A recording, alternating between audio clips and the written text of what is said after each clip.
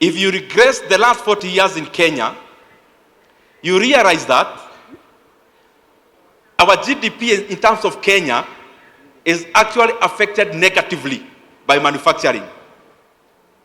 That tukiendelea kukuza manufacturing in what we call manufacturing in Kenya, it affects our GDP the other way around.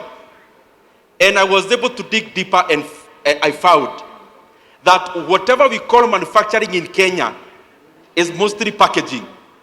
I'm calling upon all of us in business, those who are in edible oils.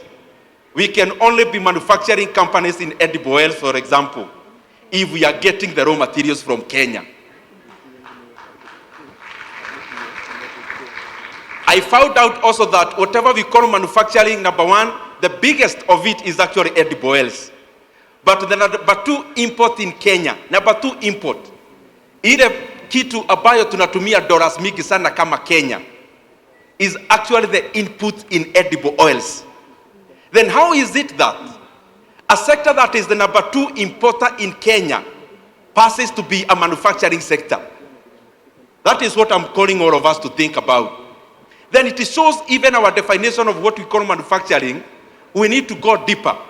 Manufacturing should only make sense when we bridge all the value chains, so that if it's canola, we are getting it from Kenya.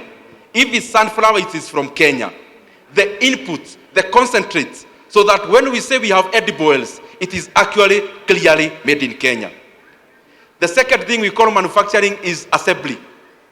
We have, for example, automobiles companies in Kenya.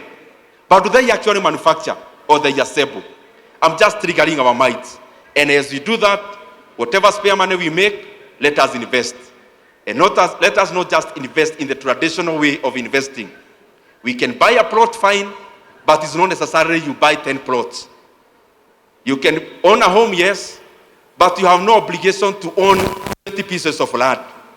We need to awaken all this capital that is stale in our villages, in our estates. That capital we go to dump in stale properties. We need that money to be in the real economy. The real economy like manufacturing, the real economy that employs people, the real economy that actually catapults Kenya and Africa forward.